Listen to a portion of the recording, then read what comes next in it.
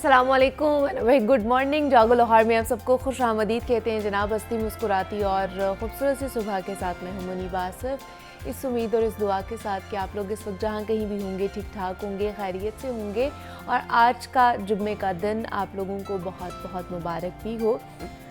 जनाब, आज जिस चीज़ के साथ हम अपने दिन का आगाज़ करेंगे, शो का आगाज़ करेंगे, कि कहते हैं ना कि ज़िंदगी एक अनोखा खेल है और बहुत ही ज़्यादा गैर यकीनी सफ़र भी है। कुछ ख़बर नहीं होती कि अगले ही लम्हे क्या हो जाए और क्या ख़बर कोई ऐसा वाक़या हो जाए जो हमारी ज़िंदगी को बिल्कुल ही बदल कर रख दे, हमें ज़मीन से उठाकर आसमान पर ले जाए या फिर आसमान से धड़म से हम लोग ज़मीन पर आ गिरे। ये सब जो है ना, ये किस्मत के खेल होते हैं और हम इसमें कुछ नहीं कर सकते हैं, क्योंकि ज़िंदगी को अल्लाह ताला ने डिज़ाइन ही ऐसे किया है कि हम यकीन से कुछ कह भी नहीं सकते हैं। मगर वो लोग जो अपनी लाइफ में प्रोएक्टिव होते हैं, जिनमें एडेबिलिटी का जो फैक्टर होता है वो बहुत ज़्यादा होता है, जो हर किस्म के हालात के लिए ज़हनी तौर पर तैयार रहते हैं और वो ऐसे हालात से बाखूबी निमटते भी हैं। और इस बात में सबक यही है कि हम अपनी ज़िंदगी के हर मोड़ को एक अच्छा रुख देना सीख लें। बहुत से लोग ये कहते हुए हमें नज़र आएंगे कि ज़िंदगी में जो होता है ना वो अच्छे के लिए होता है और कुछ भी बुरे के लिए नहीं होता। वाकई ऐसा ही है, मगर कुछ एक ऐसे कुछ कह लें कि दूसरा पहलू ये भी है कि जो प्रैक्टिकल लोग ज़िंदगी गुजार रहे होते हैं ना, वो कहते हैं कि सिर्फ ऐसा ही नहीं है और सिर्फ इसी के लिए सच नहीं है जो किसी होनी या अनहोनी को एक अच्छा रुख देना सीख लेते हैं। सिर्फ उनके लिए ये चीज़ होती है जो कह सकते हैं कि जनाब जो होता है वो अच्छे के लिए होता है, जो अपनी लाइफ की हैपनिंग्स को अपने लिए नेमत बनाना सीख लेते हैं। कभी कभार हम पर किस्मत मेहरबान होती है और बहुत मेहरबान होती है और हमें नेमतों से नवाजती है, पर ऐसी सूरत में भी हमें आपे से बाहर नहीं होना चाहिए और इत्दाल और मयाना रवि का रास्ता ज़रूर अपनाना चाहिए ताकि इस नेमत को हम लोग बरकरार रख सकें। नेमतें भी हमें किसी गैर मुतवक्के परेशानी पर सब्र के सिले में मिलती है और इंसान की हकीकत भी यही है कि वो एक अच्छा वक्त आने पर सब भूल जाता है और सिर्फ खुशी में मगन रहता है।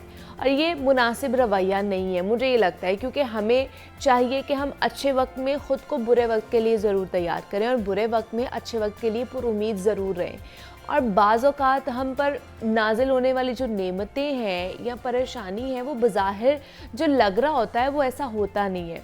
ब्लेसिंग इन डिस्गाइज, या फिर आप लोग ये कह लें कि कर्स ऑन प्लेस साइट, ये कह सकते हैं, ये वाली सूरत भी हो सकती है। तो हम अपने मामलात ज़िंदगी को ना बहुत अच्छे तरीके से कह सकते हैं कि डिज़ाइन कर सकते हैं और किसी भी किस्म का वाक़या रूनुमा हो जाए, आप उस बात को एक्सट्रीम पर ना लेके जाएं। किसी भी वाक़ये को, किसी भी बात को अपने लहजे में एक शोखी और जो गरूर या शिकवा शिकायत है ना, वो वाला अंसर आने ही ना दें। और इस रवैये और इन बातों की हकीकत समझे बगैर ये कहना कि जो होता है वो अच्छे के लिए होता है, मेरे ख्याल से थोड़ी सी शायद हमाकत भी होगी। लेकिन इसमें भी दो पहलू आ जाते हैं। कुछ लोग इसको मानते भी हैं और बड़ा फर्म बिलीफ भी इसके ऊपर करते हैं कि जनाब जो भी होता है अच्छे के लिए होता है, वो खा अच्छा हो रहा है या खा बुरा हो रहा है, वो दोनों साइड पे वो यही कहते हैं कि जनाब अच्छे के लिए होता है। और कुछ लोग ऐसे होते हैं, वो कहते हैं कि आप प्रैक्टिकल जब हो जाते हैं ना, बहुत ज़्यादा जब रियलिस्टिक हो जाते हैं और आपकी अप्रोच बहुत ज़्यादा रियलिस्टिक हो जाती है, तो फिर आप लोग किसी भी सिचुएशन में ख़ुद को मुतमईन कर लेते हैं, खा वो बुरी सिचुएशन क्यों ना हो या खुशी वाली सिचुएशन क्यों ना हो। तो इसलिए वो लोग कहते हैं कि अच्छा तभी होता है जब आप उसको अच्छे तरीके से हैंडल करते हैं, या बुरी सिचुएशन तभी होती है कि जब आप उस सिचुएशन को हैंडल ही नहीं कर पाते हैं। तो ये दो किस्म के लोग हमें अपने इर्द गिर्द अपने मुआशरे में मिलते हैं। तो ये हमने सोचना है, ये आपने तयन करना है इस चीज़ का कि आप और मैं, हम किस कैटेगरी में आते हैं, आप लोग किस कैटेगरी में आते हैं, मैं किस कैटेगरी में आती हूँ। तो ये सोचने के लिए ना हमें थोड़ा सा वक्त अपनी ज़ात को देना चाहिए, आप लोगों को भी, ताकि आप समझ सकें अपनी शख्सियत को, अपनी ज़ात के मुताल्लिक आप जान सकें कि आप चाहते क्या हैं, आप आने वाली ज़िंदगी को किस तरह प्रोडक्टिव बनाना चाहते हैं, आपके पास प्लान्स क्या हैं, आपके पास गोल्स क्या हैं, क्या आप किसी भी सिचुएशन को अच्छे तरीके से हैंडल कर सकते हैं, और जो नेमतें अल्लाह पाक की तरफ से हमें दी जाती हैं, जिनसे नवाजा जाता है, तो क्या उनको भी हम अच्छे तरीके से कह लें कि यूज़ कर पाते हैं, यूटिलाइज़ कर पाते हैं, या जब हमें परेशानी आती है तभी हम उन नेमतों के बारे में रिग्रेट करते हैं कि काश हम तब इस नेमत को अच्छे तरीके से जान के और परख कर इस्तेमाल कर पाते। तो इसलिए बहुत ज़रूरी है अपने साथ टाइम स्पेंड करना, अपनी शख्सियत के बारे में जानना, अपनी ज़ात के बारे में जानना। अब आगे बढ़ते हैं, किताबों के हवाले से बात कर लेते हैं। प्रोफेसर अहमद हमाद साहब हमारे साथ मौजूद हैं और वो आज कौन सी किताब के साथ हमारा तारुफ करवा रहे हैं, आइए उन्हीं की तरफ चलते हैं। जी अहमद साहब बताइएगा। शुक्रिया मुनीबा। इब्ने आदम को वरासत में मिला है पुलसरात, बिनते हव्वा की वफ़ाओं का सिला है पुलसरात, दस्तो पा जंजीर में हैं और गले में तौक है, और उस पर सिलसिला दर सिलसिला है पुलसरात, एक ख़याल ख़ाम से तकमील ख्वाहिश तक हुनूज़, इस ज़मीं से आसमां तक फासला है पुलसरात, हम मुसाफ़त की तवालत में ही उलझे रह गए, हम मुसाफ़त की तवालत में ही उलझे रह गए, और उनके वास्ते एक मशगला है पुलसरात, कैसे रद्द खाक नरगिस हो वजूद खाक से, कैसे रद्द खाक नरगिस हो वजूद खाक से, अपने होने की नफ़ी का मरहला है पुलसरात। अब ये देखिए, एक बहुत मुश्किल रदीफ़ है पुलसरात, और इसमें गज़लियात कम अज़ कम मेरी नज़र से तो शायद मैं याद करना पड़ रहा है, शायद कोई ना गुज़री हो। और आखिर पे जो मक्ता है उसमें आपको शायर का नाम भी आपने सुना, आपको मिला। तो ये जिस किताब से, जिस बल्कि कहना चाहिए जिस खूबसूरत किताब से मैंने एक गज़ल आपकी खिदमत में पेश की है, उस किताब का नाम है गुफ्तार, और इसकी शायरा हैं नरगिस जहाँ ज़ेब, और इसको इनहराफ पब्लिकेशंस लाहौर और इस्लामाबाद इसने शाया किया है। ये किताब जब से मेरे हाथ में आई, मैं तब से एक सोच में गुम हूँ कि इतने सादा अल्फाज में गहरी बात कैसे की जाती है, और गहरी बात शायरी में कैसे की जाती है, ये जानना। इसमें कोई शक नहीं कि हर शायर के लिए ज़रूरी है, क्योंकि शेर कहना आम गुफ्तगू करने से बहरहाल ऊंचे दर्जे का काम है, और एक बैत में यानी दो मिसरों में आपने कोई ऐसी अक्ल की, कोई हुस्न की, कोई जमालियात की, कोई तफक्कुर की, कोई तफलसुफ़ की बात करनी होती है, जो सुनने वाले को न सिर्फ ये कि नई लगे बल्कि उसको नई राह भी सुझाए और बाज़ औक़ात उसकी फहमाइश भी करती है। तो ये सारी बातें जब हम एक तवील सफ़र तय कर लेते हैं सुखन में, तब हमारी समझ में आती हैं कि अच्छा, अब सिर्फ ज़ुबान दानी का या उसलूब का या काफ़िया रदीफ़ का या इस्तारे का और तशबीह का ही ख्याल नहीं रखना, बल्कि कोई बात कहनी है जिसमें वज़न भी हो। महज जो पोइटिफिकेशन होती है वो काफ़ी नहीं होती। तो मुझे ये अच्छा लगा, जहाँ तक मेरे इल्म में है, नरगिस का ये पहला मजमूआ है। तो पहले मजमूए में ही अगर ऐसी पुख्तगी आपको नज़र आती है कि मुश्किल लतीफ़े हैं, यही एक लतीफ़ नहीं बल्कि इसके अलावा भी मुश्किल लतीफ़े हैं, तो उन्होंने बड़ी ही कामयाबी से न सिर्फ ये कि निभाया है, बल्कि उसमें नए मज़ामीन भी निकाले हैं। एक अच्छी बात जो है वो ज़ाहिर है, जब शायरी पढ़ते हैं तो जहन में सवाल आता है कि इनके सादा तरीन अल्फाज के पीछे तफलसुफ़ क्यों है, फ़िलोसॉफ़िकल थाट क्यों है। तो जब ज़रा गहराई से मुताला करते हैं और इनके बारे में जानने की कोशिश करते हैं, तो हमारे सामने खुलता है कि ये ख़ुद फ़लसफ़े की बाकायदा तालिबा रही हैं। तो ये जो फ़लसफ़े का मुताला है, आपका जो ज़हनी उफ़ुक़ है उसको बहुत वसअत देता है, और बात कहने का ढंग जो है वो बता देता है। वो माइकल एंजेलो के बारे में कहा जाता है कि उससे पूछा गया कि तुम इतना खूबसूरत मुजस्समा कैसे बनाते हो, तो उसने कहा कि मैं मुजस्समा सिर्फ़ एक बात सोच के बनाता हूँ कि सामने मेरे पत्थर पड़ा होता है और मैं उसमें से ज़ायद पत्थर हटा देता हूँ। ये जानना कि ज़ायद चीज़ क्या है, यही तो फ़नकारी है।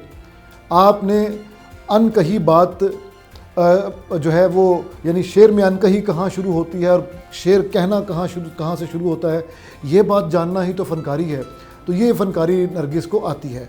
और इसके अलावा मैं जो जिस नतीजे पे पहुंचा इनकी शायरी को पढ़ के, वो ये थी कि अपनी निस्वानी जो वारदात है या कल्बी वारदात है, यानी एक निस्वां की कल्बी वारदात है, ख़ातून की कल्बी वारदात, उसका बयान तो है ही।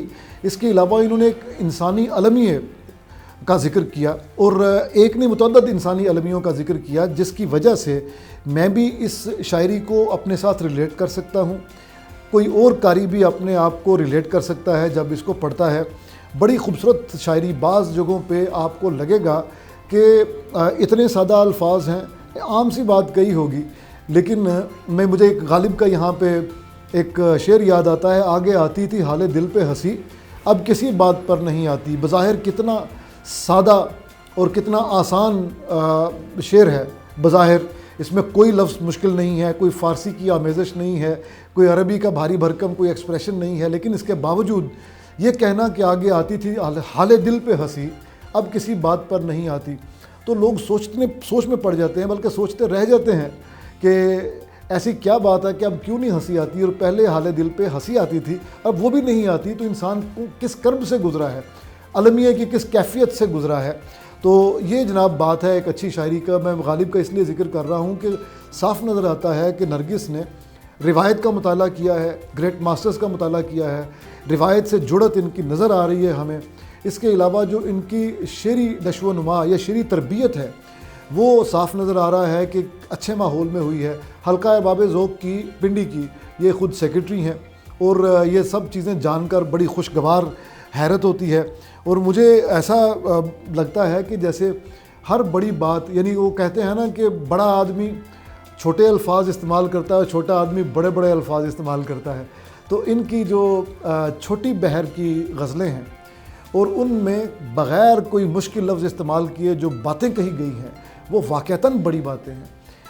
ایک اسی بنیاد پہ میں یہ کہہ سکتا ہوں کہ انہوں نے بہت زیادہ خود تفکر و تفلسف کا جو ایک آپ سمجھ لیجیے پروسیجر ہے اس میں ڈوبے تو ہوں گے, لیکن وہ جو انکانشیس کمپیٹنس ہوتی ہے وہ مرحلہ انہوں نے اچیو کر لیا, جس کی وجہ سے ہمیں صاف لگتا ہے کہ یہ شاعری جو ہے نیچرل شاعری ہے, اور فطری طور پہ یہ فلسفی تو ہیں ہی, یہ فطری طور پہ ایسی شاعرہ ہیں کہ جن کے پیچھے فلسفے کا دریا جو ہے وہ موزن ہے, اور جو بھی یہ نکالتی ہیں وہ فلسفے سے ہی نکالتی ہیں. ٹھیک ہے جی, پروفیسر احمد حماد صاحب ہمارے ساتھ موجود تھے اور آج کی کتاب گفتار سے انہوں نے ہمارا تعارف کرایا ہے, اور بہت ہی خوبصورت کتاب ہے, اور اس کو پڑھیے گا تو پھر ہمیں بتائیے گا ضرور کہ آپ کو کیسی لگی ہے.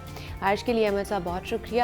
ابھی آگے بڑھتے ہوئے کچھ آرٹ اینڈ کرافٹ کے حوالے سے بھی بات کر لیتے ہیں. علینا Naqvi art and craft expert ہمارے ساتھ موجود ہیں, تو وہ آج ہمیں کیا سکھائیں گی, کس طرح ہم بنا سکتے ہیں, آئیے انہی کی طرف چلتے ہیں.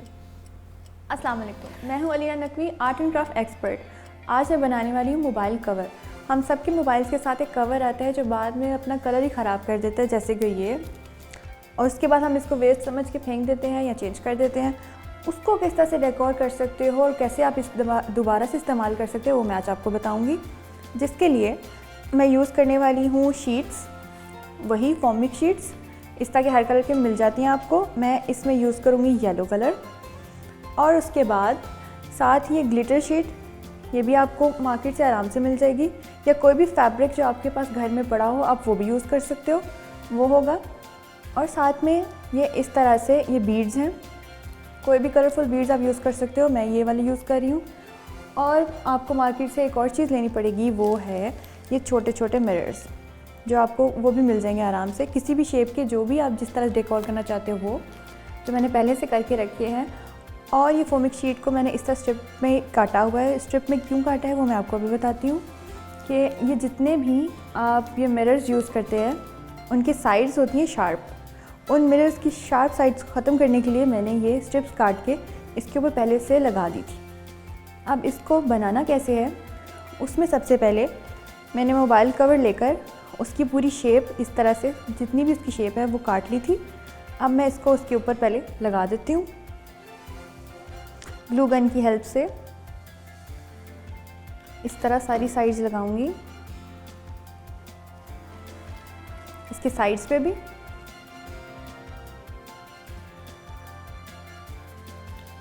اس طرح آپ اس میں چاہو تو ٹیپ بھی یوز کر سکتے ہو, اور دوسری گلو بھی کوئی یوز کر سکتے ہیں, جس سے یہ بس اس طرح سے کور ہو جائے.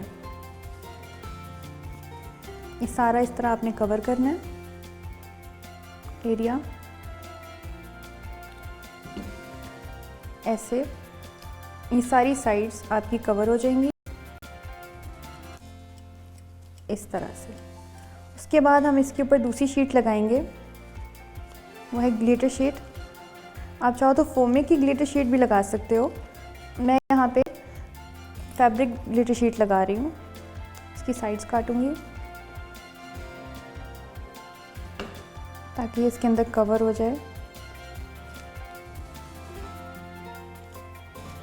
اس طرح اس کی ساری سائڈز کور کرنی ہے پہلے.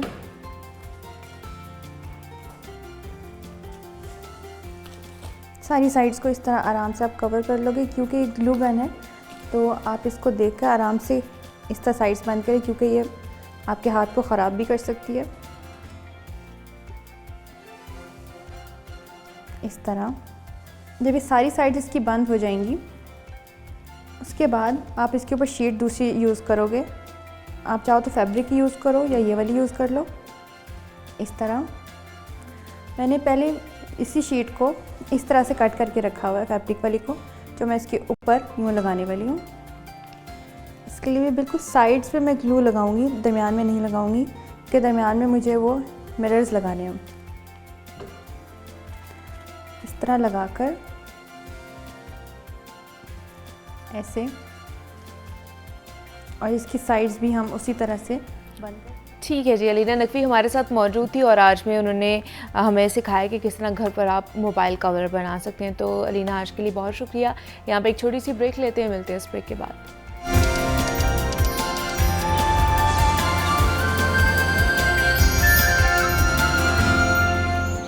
Welcome back to Jago Lahore. جناب کچھ صحت کے حوالے سے بات کر لیتے ہیں, کیونکہ شہر میں اسموگ اور جو فضائی آلودگی ہے اس کا معاملہ سنگین ہونے سے شہریوں میں بیماریاں بھی بہت زیادہ ہونا شروع ہو گئی ہیں, اور اسموگ اور خشک سردی سے بچے بری طرح سے متاثر ہونے لگے ہیں.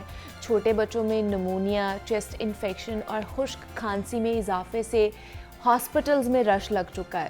اور محکمہ صحت پرائمری سیکنڈری نے نمونیا کی بیماری کے حوالے سے ہائی الرٹ بھی جاری کر دیا, اور ان کے مطابق آئندہ چند روز میں نمونیا کے کیسز میں مزید اضافہ بھی ہو سکتا ہے.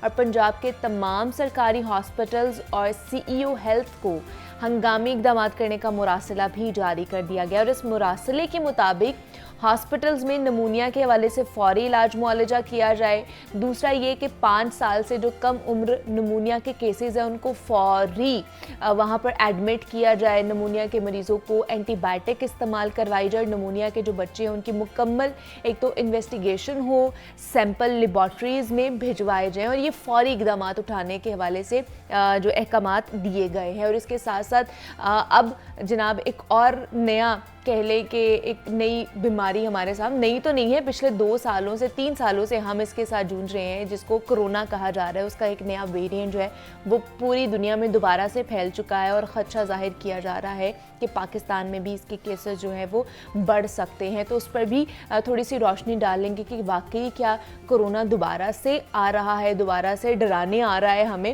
اس پر بھی بات کر لیں گے. تو ہمارے ساتھ ان اسٹوڈیوز میں محمد بلال موجود ہیں, نمائندہ لاہور نیوز ہے, ہیلتھ کی بیٹ کرتے ہیں. بلال آپ کو ویلکم کہتی ہوں جاگو لاہور میں. اور ان کے ساتھ ڈاکٹر صاحب نے ہمیں جوائن کیا ہے, ڈاکٹر حسنین جاوید ہیں, incharge public health reference lab ہیں. حسنین صاحب آپ کو بھی ویلکم کہتی ہوں جاگو لاہور میں. سب سے پہلے بلال آپ ہی سے جاننا چاہوں گی صورتحال کیونکہ سنگین ہوتی جا رہی ہے, جس طرح اسموگ اور فضائی آلودگی بڑھ رہی ہے, سردی بڑھ رہی ہے, جو کیسز ہیں بچوں کے حوالے سے خاص طور پر نمونیا کے وہ بہت زیادہ ہے. تو کتنا کہہ لیں کہ ہائی الرٹ ہے ایک تو نمونیا کے حوالے سے, اور کتنا برڈن بڑھتا جا رہا ہے ہمارے ہاسپٹلس پہ؟ دیکھیں منیبہ, اس وقت جو سچویشن ہے بہت ہی زیادہ خراب ہے. اس وجہ سے ایک تو سموگ ہے, پھر اس کے ساتھ ساتھ خشک سردی بھی پڑ رہی ہے. خشک سردی پڑنے کی وجہ سے جو خشک کھانسی ہے, نزلہ زکام بخار یہ بھی چل رہا ہے. پھر اس کے بعد ساتھ ساتھ ایک وائرل جو ایپیڈیمک ہے وہ انفلوئنزا کا ہے, وہ بھی چل رہا ہے. پھر اس کے بعد آپ کو پتہ ہے کہ چیسٹ انفیکشن میں نمونیا بھی چل رہا ہے. پھر آپ کو پتہ ہے ابھی یہ کرونا بھی آ چکا ہے, کرونا بھی آ گیا. تو اس وقت جو سچویشن ہے جو وائرلز کی بہت زیادہ گمبھیر ہے. اس سے ہر طبقے کا جو بندہ ہے وہ متاثر ہو چکا ہے, وہ نومولود ہو, وہ بچہ ہو, وہ جوان ہو, وہ بزرگ ہو, وہ خواتین ہو, ہر گھر میں 2 سے 3 جو فرد ہیں نا اس وقت متاثر ہو چکے ہیں. چیسٹ انفیکشن, گلا خراب ہے, کھانسی آ رہی ہے, فلو ہے, وہ ٹھیک نہیں ہو رہے کئی دنوں سے. جی جی. تو کئی ایسے پیشنٹس بھی آ رہے ہیں جو ڈاکٹرز جن سے ہماری بات ہوتی ہے کہ جو کرونک پیشنٹس ہو چکے ہیں اچھا. اس اسموک کی وجہ سے, چونکہ اس وقت لاہور کے اندر آپ کو پتہ ہے اسموک کو میرا خیال ہے دوسرا منتھ چل رہا ہے, دوسرا تیسرا منتھ اور چل رہا ہے, ایئر کوالٹی انڈیکس 400 کے کو ٹچ کر رہی ہے, جو کہ انہیلدی ہے, ہیزرڈس میں آتی ہے, جو کہ مطلب بہت ہی زیادہ نقصان دہ ہے. تو اس سینیریو کے اندر ہماری جو ہیبٹس ہیں وہ تو آپ کو پتہ ہے ماسک پہننے کی ہے نہیں, ہم ماسک نہیں پہن رہے, جس کی وجہ سے اسموک بھی افیکٹ کر رہا ہے, انفلوئنزا بھی کر رہا ہے. اچھا پھر یہ جن کو ہو رہا ہے اس سے پھر دوسروں کو یہ بڑی جلدی ٹرانسمٹ کر رہے ہیں, لوگ بڑی جلدی سے متاثر ہو رہے ہیں. ابھی لوگ اس چیز کو بڑا ایزی لے رہے ہیں, اور اسی لینے کی وجہ سے ہسپتال بھر چکے ہیں. نجی کلینکس, پرائیویٹ کلینکس پہ جاؤ تو ٹوکن نہیں ملتے, جس کو جو ڈاکٹر پہلے جس کے پاس 100 پیشنٹ ہوتا ہے اب اس کے پاس ہزار پیشنٹس ہیں. تو ہر گھر میں بیمار جو ہیں پڑ چکے ہیں. تو اسی وجہ سے چونکہ خشک کھانسی ہے تو چھوٹے بچے ہیں ان کو بھی ہم اس طرح ان کی ٹیک کیئر نہیں کر رہے. ہم باہر سے جاتے ہیں, وائرس انفیکشن ساتھ لے کے جاتے ہیں, تو وہ گھروں میں جا کے وہ جو ہے نا یہ پھیل جاتی ہے. تو اس کو روکنے کے لیے ضروری جو اقدامات ہیں وہ تو کرنے ہی ہوں گے, لیکن اس سے پہلے جو احتیاطی تدابیر ہے وہ اپنانے کی ضرورت ہے. تو جو کہ اس وقت ہمیں نظر نہیں آ رہے, تو جس کی وجہ سے ہسپتال اس وقت جو ہے اور صرف ایک ہی آپ نے چیز کرنی ہے کہ ماسک کا لازمی استعمال کرنا ہے. صرف باہر نکلتے وقت روزانے کی بنیاد پر ہم آپ سے ریکویسٹ بھی کرتے ہیں, اس سے صرف آپ کا فائدہ ہوگا, ہمارا کوئی فائدہ نہیں ہونا. آپ پہنیں گے, آپ کی صحت اچھی رہے گی, اور آپ سے جو منسلک لوگ ہیں, جو اٹیچ لوگ ہیں, آپ کی فیملی ممبرز, وہ آپ سے سیف رہیں گے. تو یہی ایک بینیفٹ ہے اس کا, اور اس سے نہ ہمیں کوئی فائدہ ہونا ہے, نہ ہی انتظامیہ کو, نہ ہی گورنمنٹ کو فائدہ ہونا ہے. اچھا ڈاکٹر صاحب, آپ سے جاننا چاہوں گی نمونیا کیونکہ بہت زیادہ پریویل کرتا جا رہا ہے, تو اس کی کوئی سائنز اینڈ سمٹمز آپ بتا سکتے ہیں کہ کس طرح, تاکہ انیشیل سٹیجز پہ ہم اس کو پکڑ سکے, کیونکہ یہ بگڑ جائے تو obviously یہ بہت خطرناک ہو سکتا ہے. اچھا, نمونیا کے بارے میں یہ ہے کہ نمونیا جو ہے اسے کہتے ہیں انفیکشن آف چیسٹ انفیکشن, کیونکہ ہمارے جو چیسٹ کے اندر لنگس ہوتے ہیں اور لنگس کے اندر ایلویولائی ہوتے ہیں یا ایئر سیکس ہوتے ہیں, تو ان کی انفیکشن کو نمونیا کہا جاتا ہے. تو نمونیا جو ہے وہ 3 طرح کے پیتھوجنس کاز کرتے ہیں. ایک بیکٹیریل نمونیا ہوتا ہے, ایک وائرل نمونیا ہوتا ہے, اور ایک فنگل نمونیا ہوتا ہے. اب جو بیکٹیریل نمونیا ہے وہ تو اسٹریپٹوکوکس نیومونی کاز کرتا ہے, ایک بیکٹیریا ہے جو کاز کرتا ہے. ٹھیک ہے. تو یہ اس کا زیادہ اٹیک جو ہے وہ 60 ایئر سے پلس کے لوگوں کو اور 2 سال سے کم عمر بچوں کو ہوتا ہے. اچھا. عام انسان جو ہے, جو ایڈلٹس ہوتے ہیں, ان کو بھی اٹیک کرتا ہے, لیکن وہ تو چونکہ ان کی امیونٹی اسٹرانگ ہوتی ہے وہ ریکور کر جاتے ہیں. لیکن جو امیونو کمپرومائزڈ پیشنٹس ہوتے ہیں, جیسے کسی کو ٹی بی ہے, کسی کو ایڈز ہے, یا کسی نے ابھی ریسنٹلی کوئی سرجری کروائی ہے یا ہاسپٹلس میں ہے ایڈمٹ ہے, تو ان کو انفیکشن ہونے کے چانسز ہوتے ہیں. اچھا, اب دوسری جو قسم ہے وہ ہے وائرل نمونیا.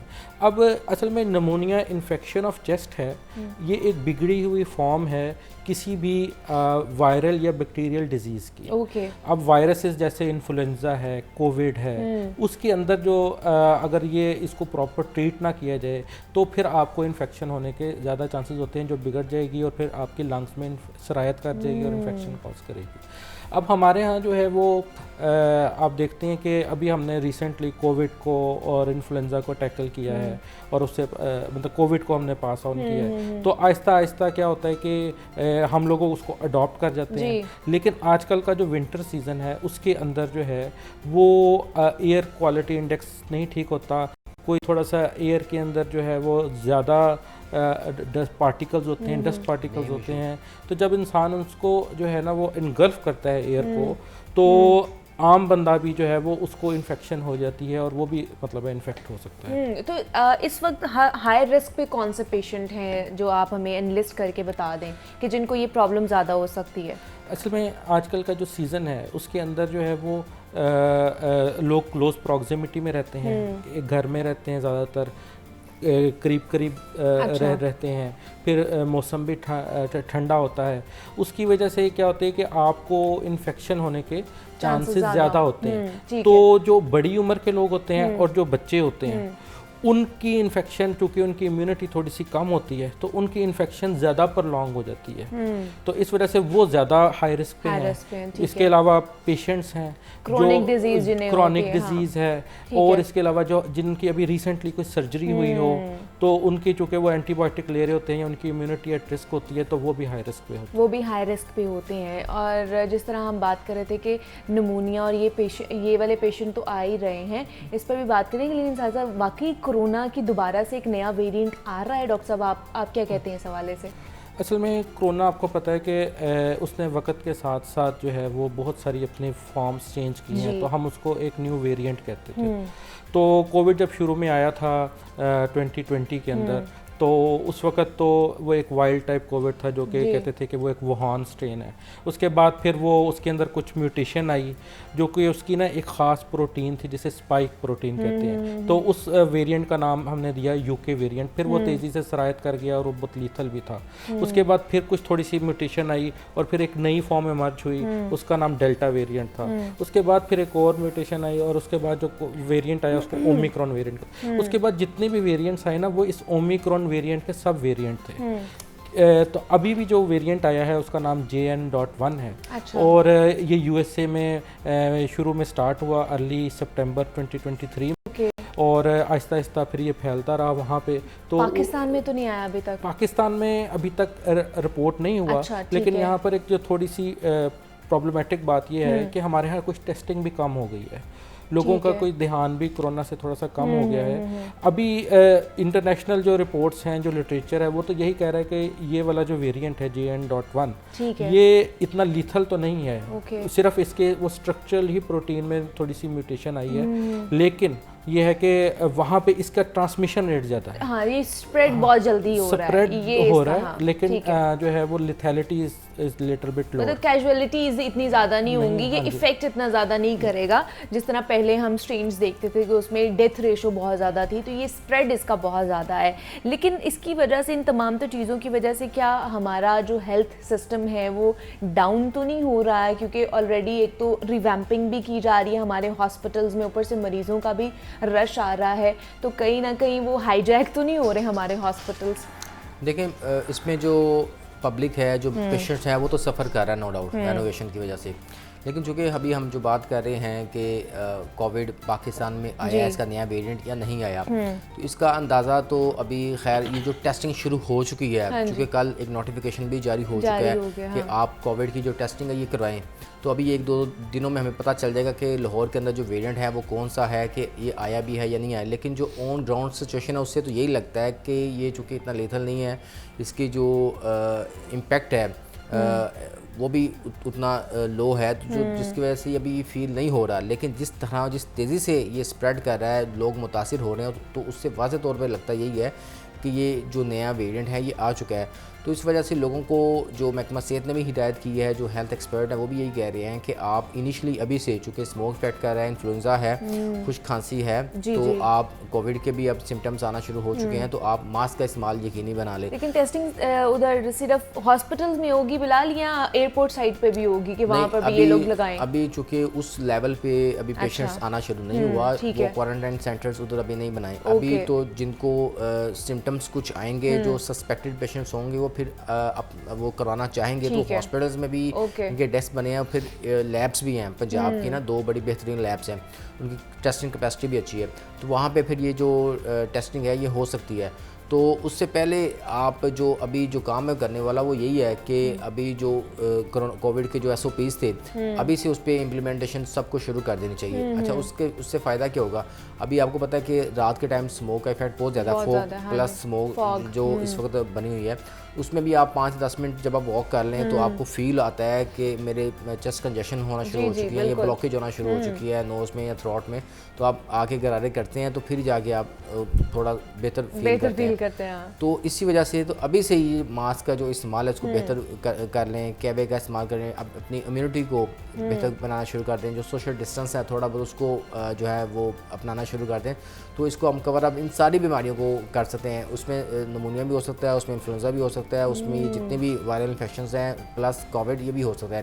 تو گورنمنٹ نے تو اس حوالے سے انسٹرکشنز جاری کر دی ہیں ٹیسٹنگ بھی شروع ہو چکی ہے. ٹھیک ہے. اب یہ دیکھنا یہ ہے کہ لوگ اس پہ کتنا امپلیمنٹ کرتے ہیں اور یہ کس نہج تک جاتے ہیں, جو کہ انڈیا میں گزشتہ 24 گھنٹوں کے دوران تقریباً 500 جو ایک دن میں جو کیسز ہیں یہ سامنے ہیں, 5 افراد بھی ہلاک ہو چکے ہیں. اس کے علاوہ 41 ممالک میں اس وقت یہ کیسز آنا شروع ہو چکے ہیں اور کیجوالٹیز بھی ہونا شروع ہو چکی ہیں. تو اس وجہ سے ہمیں اس نہج پہ نہیں پہنچنا چاہیے.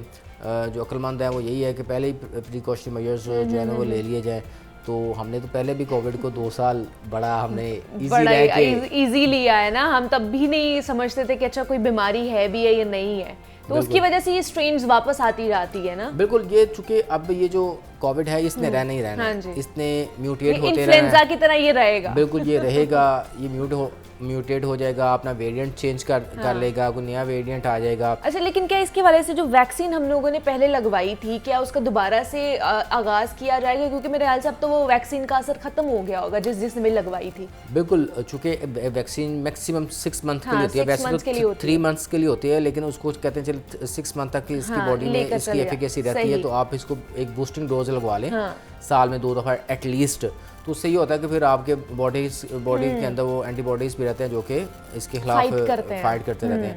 ویکسین تو ہمارے پاس موجود ہیں. اچھا, تو ابھی محکمہ صحت نے ابھی چونکہ ایک جو تھا لوگوں کا رجحان ہی ختم ہو چکا تھا, اس وجہ سے پھر وہ شروع بھی نہیں کی گئی. تو میرا خیال ہے ابھی اسٹاک تو اویلیبل ہے. اب جیسے ہی یہ کچھ 1-2 دن میں یہ جو کووڈ کی ایکسپرٹ جو ٹیم ہے وہ بھی اپنے نوٹیفیکیشن کر دے گی کہ جو بزرگ افراد ہیں یا جو بیمار افراد ہیں تو اگر وہ ویکسینیشن اپنی کروانا چاہتے ہیں تو وہ کروا سکتے ہیں. ٹھیک ہے, مطلب ابھی تو ٹیسٹنگ کا آغاز کیا گیا ہے نا, تو آگے نیکسٹ سٹیج پہ پھر یہ ہوگا کہ ویکسین بھی لگائی جائے گی. اچھا, دوسرا ڈاکٹر صاحب مجھے یہ بتائیے کہ ویکسین کورونا کی تو ہے, بوسٹر ڈوزز بھی ہم لگوا رہے ہیں, کیا انفلوئنزا کی یا نمونیا کی بھی کوئی ایسی ویکسین ہے؟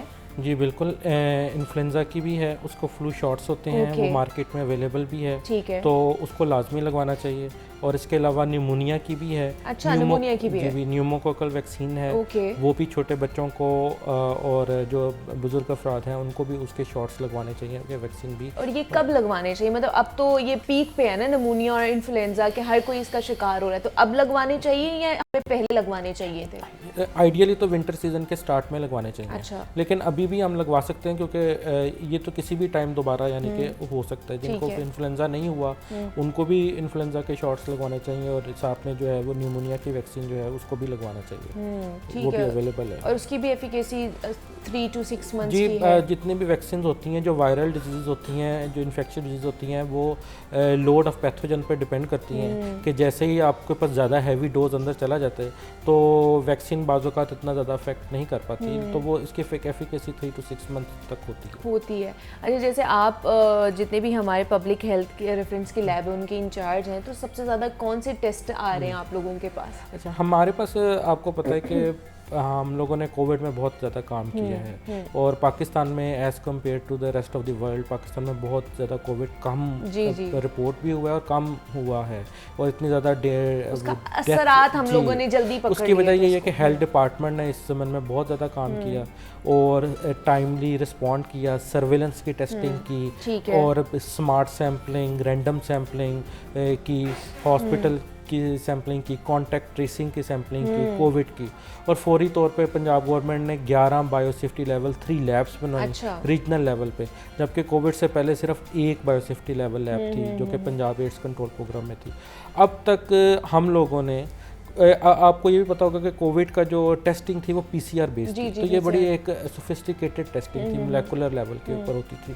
تو اب تک ہم نے تقریباً کوئی 1 کروڑ سے زیادہ ٹیسٹ پرفارم کیے ہیں کووڈ کے, جو کہ فری آف کاسٹ ہم نے پرفارم کیے ہیں. تو ایون ہماری جو لیب ہے provincial public health reference lab, اس نے تقریباً کوئی 4.2 ملین ٹیسٹ اب تک پرفارم کرے, 42 لاکھ ٹیسٹ, جو کہ پاکستان میں سب سے زیادہ ہے. ایک دن میں ہم نے 10-10 ہزار سیمپل بھی پرفارم کیے. ابھی والا جو موسم چل رہا ہے اس میں سب سے زیادہ کس طرح کی ٹیسٹنگ آ رہی ہے؟ ابھی بھی جو ہے ہماری ٹیسٹنگ سٹاپ نہیں ہوئی, اور وہ ڈیلی کے بیسس پہ جتنے ٹیسٹ آتے تھے ہم کرتے رہے. ہمارے پاس آتے تھے ہاسپٹلس کے سیمپلز آتے تھے جو کہ پری آپریشنس کے سیمپلز آتے تھے. اس کے अलावा कोई सिम्टोमेटिक पेशेंट्स जो थे, जो खांसी नज़ला ज़ुकाम, जिनको डॉक्टर रिकमेंड करता था, वो आते थे। सर्विलेंस की टेस्टिंग आप कह सकते हैं कि थोड़ी सी स्टॉप हुई थी, थोड़ी सी बैक पे चली गई थी, क्योंकि इतनी ज़्यादा, क्योंकि सर्विलेंस की टेस्टिंग होती है कि जो एक पॉजिटिव आता था उसकी कॉन्टेक्ट्स की टेस्टिंग है, लेकिन जैसे कोविड कम हो गया था तो जब पॉजिटिव ही कम आना शुरू हुए तो कॉन्टेक्ट्स की टेस्टिंग भी कम शुरू हो गई। अभी इसको दोबारा एक्सपीडाइट किया है गवर्नमेंट ने, और एक नोटिफिकेशन भी है कि जी दोबारा से कोविड की टेस्टिंग को मज़ीद फ़ाल किया जाए। तो इंशाल्लाह ताला उससे सर्विलेंस की टेस्टिंग होगी, तो जैसे कोई बंदा पॉजिटिव आएगा तो उसको फ़ौरन प्रिवेंटिव मेजर्स तैयार करेंगे। उसकी वजह ये होती है कि जब एक बंदा खांसता और छींकता है तो फिर वो दूसरे को ट्रांसफ़र करता है, तो जब वो पार्टिकल्स होते हैं वो हमारी फ़िज़ा में मौजूद होते हैं और वो एग्जैक्टली फिर वो दूसरे को जल्दी वो लग सकते हैं। तो इसलिए आप लोगों ने मास्क का इस्तेमाल, इसीलिए हम लोग कहते हैं कि आप लोगों ने ज़्यादा से ज़्यादा करना है। अच्छा बिलाल, आपसे पूछना चाहूँगी, टेस्टिंग का मसला हॉस्पिटल्स में भी है। बहुत से पेशेंट्स हमने देखे हैं, जब निगरान वज़ीर आला जो है जाके दौरा करते हैं तो वहाँ पे भी उनको बोला जाता है कि हॉस्पिटल में टेस्टिंग नहीं हमारी हो रही है, वो कहते हैं जी प्राइवेट लैब में जाके आप टेस्टिंग कराएं। तो वाकई ऐसा मसला है, क्योंकि टेस्टिंग के हमारे यहाँ बैठे हुए हैं लैब के इंचार्ज। देखिए मुनीबा, ये जो BSL-3 लैब्स हैं ये हॉस्पिटल्स में तो नहीं है, ये नहीं है। नहीं, अच्छा, उधर तो जो आम टेस्टिंग है वो नहीं होती है, तो वही तो कह रही हूँ कि वो ही नहीं है। हाँ। ये जो PCR जो टेस्ट हैं मोस्टली इसके हेपेटाइटिस के या TB के, तो वो इनकी अलहदा से लैब्स बनी हैं, वो एड्स कंट्रोल प्रोग्राम में है। एक प्राइमरी सेकेंडरी के अंदर एक लैब्स है, उधर वहाँ पे बनाई गई। इसी तरह डिफरेंट लैब्स हैं। तो हॉस्पिटल्स में चूँकि उस तरह की वो BSL-3 लैब्स मौजूद नहीं हैं, तो ये जो स्पेसिफिक ये जो PCR बेस्ड जो टेस्ट हैं, तो ये सारे सेपरेट ही IPH में हैं, एड्स कंट्रोल प्रोग्राम में हैं। प्राइमरी सेकेंडरी की जो लैब्स हैं मेजरली यहाँ पे होते हैं। तो फिर वहाँ पे जो सैम्पलिंग होती है, वहाँ पे वो सिर्फ सैम्पलिंग कलेक्ट करते हैं, वो सैंपल लेके फिर वहाँ से भिजवाते हैं इन तीनों लैब्स में। तो फिर यहाँ से जो रिज़ल्ट आता है फिर आगे वो जाके जो है पेशेंट को दिया जाता है। क्योंकि हॉस्पिटल्स के अंदर जो आम जो टेस्ट हैं वो वही हो रहे हैं, तो ये वाले जो टेस्ट है वहाँ पे नहीं हो रहे। और दूसरी इसमें कुछ चीज़ें वो ये हैं कि ये जो लैब्स है मोस्टली पिछले दिनों में तो सिर्फ ये गायनी के जो पेशेंट्स थे, जो ऑपरेशंस जिनके होने थे, सिर्फ उन्हीं के होते थे, आम लोगों के होते भी नहीं थे। डॉक्टर्स भी छोड़ चुके थे कि कोविड का जो टेस्ट है, लेकिन हालिया 1-2-4 रोज़ में चूँकि ये अब खबरें स्प्रेड कर रही हैं कि all over the world Covid की तरफ फिर सर उठा रहा है, तो इस वजह से अब महकमा सेहत ने भी जो है इस हवाले से इक़दाम शुरू कर दिए हैं। ऐसे हाई अलर्ट जारी किया गया। एक तो निमोनिया, चेस्ट इन्फेक्शन के हवाले से खुश खांसी बहुत ज़्यादा हो रही है, इन्फ्लुएंजा है, और उसके साथ साथ अब क्योंकि कोरोना की भी कह रहे हैं कि नया वेरिएंट जो है वो आना शुरू हो चुका है। अभी उसके केसेस रिपोर्ट नहीं हुए, लेकिन हाई अलर्ट जारी कर दिया गया है। बिलाल हमारे साथ मौजूद है। बिलाल, बहुत शुक्रिया आपका, और डॉक्टर हसनैन जावेद हमारे साथ मौजूद। डॉक्टर साहब आपका भी बेहद शुक्रिया कि आप यहाँ पर आए। यहाँ पर एक छोटी सी ब्रेक लेते हैं, मिलते हैं इस ब्रेक के बाद।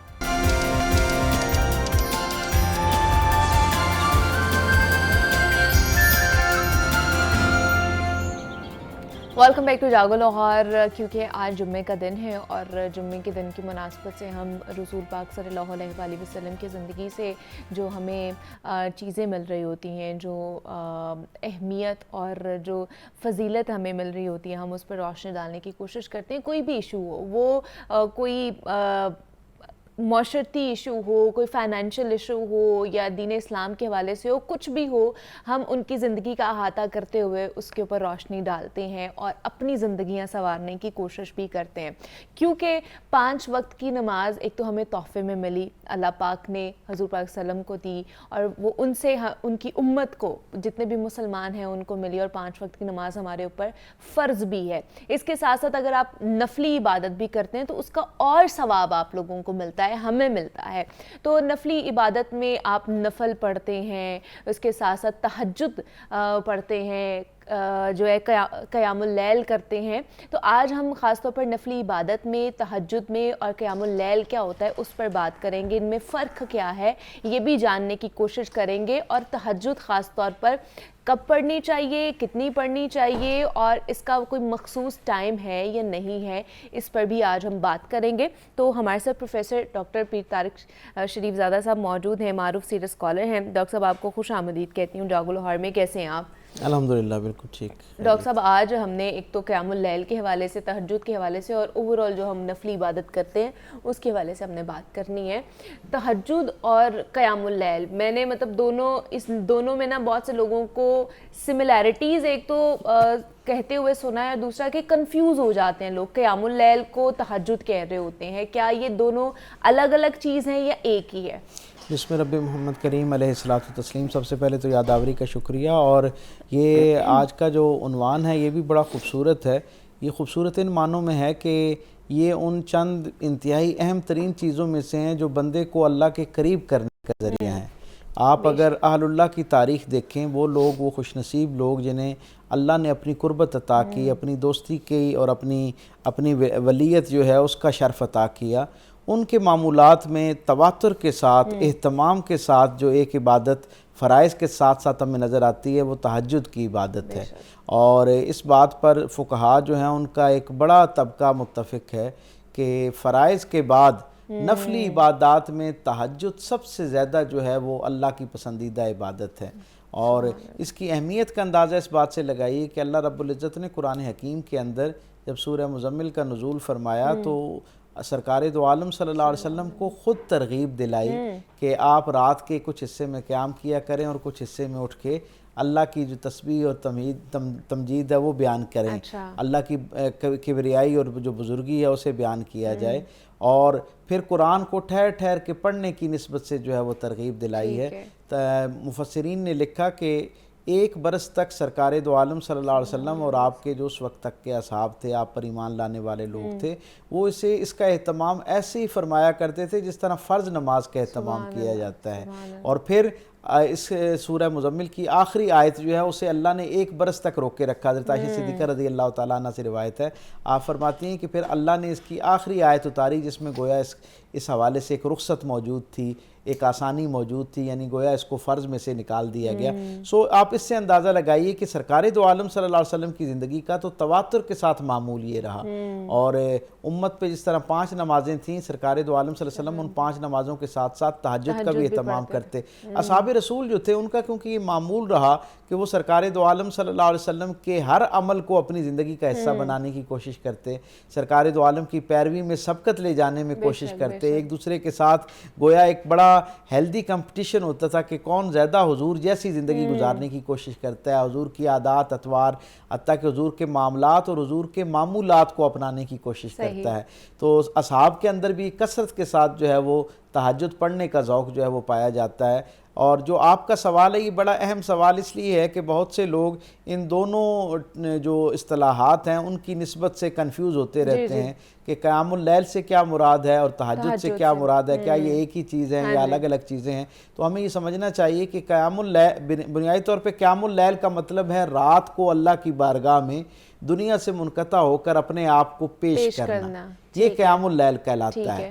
اب جو تہجد ہے حقیقت میں یہ بھی ہے تو قیام اللیل کا ہی حصہ، لیکن تہجد سے مراد نفل کی صورت میں اللہ کی بارگاہ میں اپنے آپ کو پیش کرنا ہے، یہ تہجد کہلاتا ہے. اور قیام اللیل جو ہے اس کے اندر نفلی عبادات بھی شامل ہیں، یعنی آپ نوافل بھی اس کا حصہ ہو سکتے ہیں، قرآن مجید کی تلاوت بھی اس کا حصہ ہو سکتی ہے، ذکر اذکار بھی اس کا حصہ ہو سکتے ہیں، سرکار دو عالم صلی اللہ علیہ وسلم کی بارگاہ میں اہتمام کے ساتھ ہدیات درود پیش کرنے کا عمل بھی قیام اللیل کا حصہ ہو سکتا ہے. اور مفسرین اور فقہاء نے ہمیں یہ بتایا کہ اللہ کی بارگاہ میں صرف باوضو ہو کے چند لمحوں کے لیے دعا کی حالت میں اپنے آپ کو پیش کرنا، یعنی اپنی بات خالص اللہ کے سامنے پیش کرنا، اپنی عرضی اللہ کے سامنے پیش کرنا، یہ بھی قیام اللیل کا حصہ ہے. اعلیٰ عرف عمل تو یہ ہے کہ رات کا جتنا زیادہ حصہ اس کے لیے نکالا جا سکے، اللہ کی عبادت کے لیے نکالا جا سکے، یہ اتنا خوبصورت عمل ہے. لیکن سرکار دو عالم صلی اللہ علیہ وسلم کے معمولات کے حوالے سے ہم تک یہ بات پہنچتی ہے. اصحاب رسول جب سرکار دو عالم کی ازواج مطہرات سے پوچھتے کہ سرکار دو عالم کا جو تہجد کا معاملہ ہے یا رات کے معمولات کیا تھے، تو حضرت عائشہ صدیقہ رضی اللہ تعالیٰ عنہ سے ہم تک یہ خبر پہنچتی ہے کہ حضور جو ہیں وہ رات کو گویا 3 حصوں میں تقسیم کرتے. پہلے وقت میں پہلے حصے میں حضور آرام فرماتے، ٹھیک ہے. اور پھر آخری حصے کے اندر تیسرا حصہ جو ہوتا ہے اس کے اندر حضور بیدار ہو جاتے اور اللہ کی بارگاہ کے اندر وضو کر کے جو ہے وہ کھڑے ہو جاتے. ایک روایت کے مطابق حضرت مسروق رضی اللہ تعالیٰ عنہ ان سے یہ روایت ہے کہ انہوں نے جب پوچھا تو انہیں بتایا گیا کہ جس وقت مرغ کی اذان بلند ہوتی تو سرکار دو عالم صلی اللہ علیہ وسلم جو ہیں وہ اٹھ جاتے, وضو فرماتے اور اللہ کی بارگاہ میں حاضر ہو جاتے, اور سرکار اتنا طویل قیام فرماتے, اور اس میں قرآن حکیم کو کیونکہ اللہ رب العزت نے براہ راست انہیں حکم بھی یہ ارشاد فرمایا تھا کہ ٹھہر ٹھہر کر قرآن کی تلاوت کریں, تو سرکار دو عالم قرآن حکیم کی آیات کی تلاوت فرماتے. حضرت ام سلمہ رضی اللہ تعالیٰ عنہ سے روایت ہے, وہ کہتی ہیں کہ میں نے سرکار کو دیکھا کہ حضور جو ہیں وہ جب قیام کے عالم میں کھڑے ہوتے نماز کی حالت میں, نوافل میں, تہجد کے نوافل میں, تو طویل قیام فرماتے. سرکار دو عالم کے جو پاؤں مبارک تھے قدمین کے اوپر ورم آ جایا کرتا, اور اس کے ساتھ ساتھ وہ کہتی ہیں کہ کچھ آیات کی تلاوت جب کرتے آواز مجھے نہیں آ رہی ہوتی, لیکن حضور کے چہرے اقدس کے اوپر مسکراہٹ جو ہے وہ نمایاں ہو جایا کرتی, اور کبھی کبھی آیات کی تلاوت کے دوران حضور پر گریہ طاری ہو جاتا. حضور اتنی کثرت کے ساتھ روتے کہ مجھے اس کی خبر ہو جاتی, اور میں بعض دفعہ نیند سے بیدار ہو جاتی, اور مجھے یہ علم ہو جاتا کہ اس وقت حضور اگر چہرے پر مسکراہٹ ہے تو اس کا مطلب یہ ہے کہ جو قرآن حکیم کے اندر اللہ رب العزت کی طرف سے بشارت کی آیات ہیں, خوشخبریوں کی آیات ہیں, آسانیوں کی آیات ہیں, ان کو تلاوت فرما رہے ہیں, اور اس کے احساس سے حضور کی طبیعت جو ہے اس کے اندر خوشی اور سرشاری آ رہی ہے. اور دوسرے درجے پہ جب حضور کے چہرے اقدس کے اوپر غم کے آثار نظر آتے ہیں, حضور کے چشمان مقدس سے آنسو رواں ہونا شروع ہوتے ہیں, تو اس کا مطلب یہ ہوتا ہے کہ حضور وہ جو اللہ کی جلال پر مبنی آیات ہیں, وعید پر مبنی آیات ہیں, ان آیات کی تلاوت فرما رہے ہیں, اس لیے حضور کے چہرے اقدس کے اوپر وہ آ رہا ہے. اور وہ آپ اور حضرت عائشہ صدیقہ سے ایک اور مقام پر روایت ہے, وہ کہتی ہیں کہ حضور کا تو کسی نے ان سے پوچھا کہ مجھے حضور کی جو خلوت تھی اس کا کوئی منفرد واقعہ جو آپ کو یاد ہو وہ بیان کریں. تو انہوں نے کہا کہ میں نے دیکھا کہ ایک رات سرکار دو عالم صلی اللہ علیہ وسلم بیدار ہوئے, اور اب آپ دیکھیں یہاں کے تہجد کا معاملہ ہے, لیکن آپ فرماتی ہیں کہ میں نے دیکھا کہ سرکار دو عالم اٹھے, اور میں نے پوچھا کہ آپ کس طرف تشریف لے جا رہے ہیں, تو حضور نے کہا کہ اے عائشہ میں اللہ کی بارگاہ میں اپنے آپ کو پیش کرنا چاہتا ہوں. تو میں نے عرض کی کہ یا رسول اللہ مجھے آپ کی قربت بہت پسند ہے, لیکن کیونکہ آپ کی یہ خوشی ہے تو اس لیے آپ تشریف لے جائیے. حضور وضو فرما کے آئے اور اپنی عبادت کے مقام پر بیٹھے, اور کہتے ہیں کہ سرکار دو عالم صلی اللہ علیہ وسلم نے قرآن حکیم کی کوئی آیت تلاوت کی, اور تلاوت کرنے کے ساتھ حضور پر گریہ طاری ہو گیا, حضور رونا شروع ہو گیا, اور اتنی دیر تک حضور روتے رہے کہ حضور کی داڑھی مبارک ساری جو ہے وہ گیلی ہو گئی, اور پھر اس میں سے جو نکلنے والا پانی تھا وہ زمین پر آنا شروع ہو گیا. یعنی آپ تصور کریں, اور کہا کہ اتنی دیر تک حضور جو ہے وہ گریہ فرماتے رہے, اللہ کی بارگاہ میں اپنی دعا اور ندا جو ہے وہ پیش کرتے رہے, کہ آپ تک جو ہے نا وہ حضرت بلال حبشی آئے, انہوں نے اجازت طلب کی کہ فجر کی اذان کا وقت ہو گیا ہے, اگر آپ اجازت دیں تو میں فجر کی اذان جو ہے وہ کہہ لوں.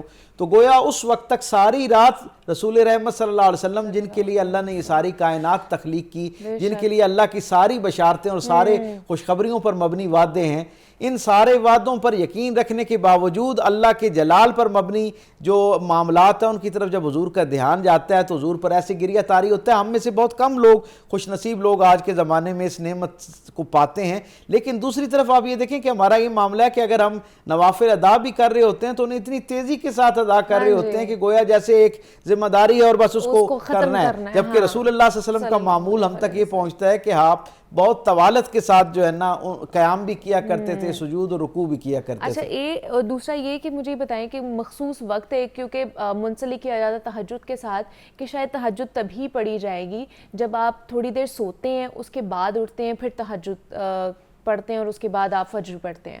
عشاء کی نماز سے لے کر فجر کی بلکہ سحری کا جو وقت ہوتا ہے اس وقت تک اس کا وقت موجود ہوتا ہے. میں نے سحری کا وقت اس لیے کہا کہ حضرت انس بن مالک کہتے ہیں کہ حضرت زید سرکار دو عالم صلی اللہ علیہ وسلم کے ساتھ سحری کر رہے تھے, اور سحری کرنے کے بعد وہ باہر تشریف لائے. تو میں نے ان سے پوچھا کہ حضور کا جو قیام کا وقت تھا اس میں اور سحری میں کتنا فرق تھا. تو انہوں نے کہا کہ اتنا, یعنی فجر کے لیے جب حضور باہر تشریف لائے تو آپ نے فرمایا کہ اتنا وقت اس کے درمیان موجود تھا, یعنی اتنا وقت پہلے حضور نے یہ سارا عمل فرمایا کہ جتنی دیر میں کوئی شخص 50 آیات جو ہیں ان کی تلاوت کرتا ہے, اور ایک روایت کے مطابق 40 آیات کی تلاوت کرتا ہے. تو یعنی ایک تو یہ ہمیں اندازہ ہوا کہ اتنا گیپ اس کے اندر ہوا کرتا تھا, اس سے پہلے تک اس کا وقت رہتا ہے. عشاء کی نماز سے لے کر فجر تک گویا آپ کے پاس وقت ہوتا ہے. آپ اس دوران جو بھی نوافل پڑھتے ہیں اگر انہیں تہجد کی نیت کے ساتھ پڑھیں گے تو اللہ رب العزت کے ہاں اس کا اجر ملے گا. ہاں یہ بات ٹھیک ہے, ان دو انتہاؤں پر نہیں رہنا چاہیے. جو بنیادی بات ہے وہ یہ ہے کہ رات کو کسی پہر میں بھی نوافل کی نیت کر کے اسے پڑھیں گے تو اللہ کے ہاں آپ کو قیام اللیل کا اجر بھی ملے گا اور تہجد کا بھی اجر ملے گا. البتہ سونے کے بعد جاگ کر جو نوافل پڑھے جاتے ہیں انہیں تہجد ہم بالاہتمام اس لیے کہتے ہیں کہ وہ حضور کی سنت کے مطابق ہو جاتا ہے, اس لیے نوافل کا اجر بھی آپ کو مل رہا ہوتا ہے اور حضور کی سنت کا اجر بھی مل رہا ہوتا ہے. مطلب وہ زیادہ افضل عبادت وہ زیادہ افضل ہے. لیکن اگر کسی شخص کو یہ خوف مانے ہو کہ وہ تھکاوٹ کی وجہ سے یا کسی اور سبب کی وجہ سے صبح نہیں اٹھ سکتا تو اس کے لیے یہ رعایت خود سرکار دو عالم صلی اللہ علیہ وسلم کی ذات والا صفات سے ہم تک پہنچی. حضور نے فرمایا کہ جو صبح نہیں اٹھ سکتے وہ لوگ رات عشاء کی نماز کے ساتھ ہی ایک رکعت وتر کو شامل کر لیں نفل کے ساتھ تو وہ گویا ان کے لیے ایسی کفالت کرے گا جیسے تہجد کفالت کرتی ہے. اور دوسرا رکعت کتنی ہونی چاہیے؟ 2 رکعت ہونی چاہیے؟ کم از کم 2 رکعت ہوتے ہیں. اور سرکار دو عالم کا معمول یہ ہے, حضرت عائشہ صدیقہ رضی اللہ تعالیٰ عنہ سے پوچھا گیا کہ حضور جو ہے وہ تہجد میں کتنی رکعت جو ہے وہ قیام فرمایا کرتے, تو آپ نے فرمایا کہ سرکار دو عالم جو ہے نا وہ 9 رکعت جو ہے وہ پڑھا کرتے تھے یا 11 رکعت پڑھا کرتے تھے. یعنی اس کا مطلب یہ ہے کہ اور ایک اور جو صحت کے ساتھ اس کے اوپر ہم تک حضور کا احوال پہنچتا ہے وہ یہ ہے کہ حضور 2 سے لے کے 8 تک 2 کی تعداد میں جو ہے وہ نوافل پڑھا کرتے تھے. یعنی حضور کے پورے معمولات میں کہیں 4 رکعت اکٹھی پڑھتے ہوئے نظر نہیں آتی. حضور 2 رکعت پڑھا کرتے تھے. اور حضرت ام سلمہ رضی اللہ تعالیٰ عنہ سے روایت ہے کہ سرکار دو عالم 2 نوافل پڑھتے اور اس کے بعد حضور تسبیح فرماتے, یعنی آپ بیٹھ جاتے اللہ کا ذکر کرتے, عبادت جو نوافل جو اذکار ہیں وہ کرتے, اللہ کی تسبیح بیان کرتے, تعریف و توصیف بیان کرتے, اللہ کے جو کلمات ہیں اسماء مقدسہ ہیں ان کا ورد کرتے اور اس کے بعد پھر اگلے 2 نوافل کے لیے پھر کھڑے ہو جاتے. پھر اس طرح کر کے آپ 4 نوافل وہ مکمل کرتے اور پھر اس کے ساتھ 1 رکعت جو اپنی وتر کی ہے اسے اس کے ساتھ شامل کر لیتے. تو یہ حضور کا جو ہے وہ معمول رہا کرتا تھا. یہ ہمیں ملتا ہے کہ آپ 2 بھی پڑھ سکتے ہیں اور آپ اپنی مرضی کم سے کم 2 4 6 8 یا 11 بھی پڑھ سکتے ہیں, 9 بھی پڑھ سکتے ہیں. ویسے یہ تہجد کے لیے مخصوص ہے. قیام اللیل کے لیے جو ہے اس کی نیت سے تو آپ جتنے چاہیں اتنے نوافل پڑھ سکتے ہیں. آپ یہ دیکھیں نا جو ہمارے بزرگان دین ہیں جو اللہ والے ہوئے ہیں ان سب کے احوال میں یہ بھی ایک بڑی منفرد بات ہے. کوئی تاریخ اسلام میں پچھلے 1500 سال میں کوئی ایک اللہ والا بھی ہمیں ایسا نہیں ملتا جس کے ہاں تہجد کی نماز کا اہتمام نظر نہ آتا ہو. اور بلکہ ہم نے تو ایسے اللہ والوں کا احوال بھی پڑھا کہ جنہوں نے اپنا لباس تک مخصوص کر رکھا تھا. یعنی وہ اتنا اہتمام کرتے کہ باقاعدہ تیار ہو کے غسل کر کے ایک صاف لباس جو اس کے لیے مختص کر رکھا ہوتا تھا وہ پہن کے خوشبو لگا کے گویا اپنے آپ کو اللہ کی بارگاہ میں پیش کرتے. حضرت سفیان ثوری رضی اللہ تعالیٰ عنہ کے بارے میں معروف ہے کہ ان کی زوجہ نے ان سے پوچھا کہ آپ اس کا اس طرح اہتمام کرتے ہیں جیسے گویا عید کی نماز کے لیے جانے کا اہتمام کرتے ہیں. تو وہ آپ نے فرمایا, حضرت سفیان ثوری نے کہا کہ میں اپنے رب سے ملاقات کے لیے جاتے وقت یہ ضروری سمجھتا ہوں کہ جو میرے پاس بہترین میسر ہے میں اس بہترین لباس اور بہترین حالت میں اپنے آپ کو اللہ کی بارگاہ میں پیش کروں. لیکن ڈاکٹر صاحب مجھے یہ بتائیے کہ بہت سے لوگ تہجد پڑھتے ہیں اور بہت اچھی بات ہے, لیکن کچھ لوگوں کو میں نے ایسے دیکھا ہے کہ جو تہجد گزار ہوتے ہیں جو تواتر کے ساتھ پڑھتے ہیں وہ پھر کہیں نہ کہیں ان چیزوں کا اظہار بھی یا شو آف کہہ سکتے ہیں آپ کے وہ کرتے ہیں اور دوسروں کو جو نہیں پڑھ پاتے ہیں ان کو حقارت کی نگاہ سے دیکھتے ہیں کہ ہم تو تہجد گزار ہیں تم لوگ تو نہیں پڑھتے ہو. تو اس کے بارے میں ارشاد باری کیا ہے؟ ہاں جی, یہ بڑی خوبصورت بات ہے اور یہ بڑا بنیادی سا ایک سماجی مسئلہ ہے کہ جو لوگ جنہیں اللہ یہ توفیق دیتا ہے ان میں سے چند لوگ ایسے ہوتے ہیں جو کہیں نہ کہیں اس زوم کا شکار ہو جایا کرتے ہیں. سب سے پہلے تو ہمیں یہ سمجھنا چاہیے کہ سرکار دو عالم صلی اللہ علیہ وسلم جو ہیں وہ 5 نمازیں مسجد کے اندر آ کے پڑھتے, اصحاب کے ساتھ پڑھتے اور اعلانیہ پڑھتے. اور تہجد کی نماز کو حضور گویا مخفی انداز میں ایک ذاتی حیثیت میں اپنے گھر کے اندر پڑھتے. اصحاب رسول کو بھی یہی ترغیب دلاتے کہ وہ اپنے گھروں میں پڑھیں یا مسجد کے اندر بھی پڑھیں تو مفرد حیثیت میں جو ہے نا اس کو پڑھیں. تو اس سے ایک بات تو ہمیں یہ پتہ چلتا ہے کہ یہ خلوت کی نماز ہے. یہ ایک ایسا معاملہ ہے جس کی خبر آپ کے اہل خانہ کو بھی نہ ہو تو کیا یہ اچھی بات ہے. یعنی یہ خالص آپ کے اور آپ کے رب کے درمیان معاملہ ہے نا. آپ دیکھیں اللہ والوں کا احوال کیسا ہے, آپ ذرا تصور کیجئے. اچھا پھر یہ ہے کہ یہ جو اس کے اندر حضور سے جس طرح کا گریہ ثابت ہے, جس طرح کی عاجزی ثابت ہے, مناجات اور دعائیں ثابت ہیں, آپ تصور کیجئے کہ یہ اسے تو आइजी पैदा करने का एक जरिया होना बेशक, चाहिए था ना। बेशक। हज़रत शेख लुत्फ़ी अलैहि रहमा जो है उन्होंने जनाब दाता गंज बख्श रहमतुल्लाह ताला अलैह से पूछा कि हम ये जो रात को इबादत करते हैं तहज्जुद के नाम पर, इसका हमें कैसे यकीन हो कि ये अल्लाह के यहाँ कबूल हो रही है या नहीं हो रही है, या पसंदीदा है या नहीं है। तो आपने फरमाया कि अगर हर तहज्जुद के बाद तुम्हारे अंदर इज्ज जो है वो पहले से बढ़ना शुरू हो जाए, आइजी बढ़ना शुरू हो जाए, अपने गुनाहों पर नदामत का एहसास बढ़ना शुरू हो जाए, तो फिर इसका मतलब है कि तुम्हारी ये खलवत वाली इबादत जो है वो कबूल होती जा रही है। सो बॉटम लाइन ये है कि इससे हमें आइजी का इजहार अगर बढ़ रहा है तो फिर यकीनन ये दुआएं अल्लाह और ये सारी इबादत और रियाजत अल्लाह के यहाँ कबूल हो रही है। बसूरत दीगर पढ़ने वालों को एहतमाम के साथ ये सोचना चाहिए, अगर ये इतना जरूरी होता ना तो अल्लाह इसको फर्ज करार दे देता। अल्लाह ने इसको इख्तियारी रखा ही ऐसे ही है कि जो लोग इस ज़ौक़ के साथ अल्लाह की बारगाह में पेश होना चाहते हैं वो इस तरह करके आएं और अल्लाह अपने आप को रात की खलवत में अल्लाह की बारगाह में पेश करे। आमीन। डॉक्टर पीर तारिक शरीफजादा साहब हमारे साथ मौजूद थे। डॉक्टर साहब बहुत शुक्रिया आपके वक्त का कि आप यहाँ पर आए और नफली इबादत और ख़ासतौर पर तहज्जुद के हवाले से हमने आज बात की है। मुझे इजाज़त दीजिए, ख्याल रखिएगा, अल्लाह हाफ़िज़।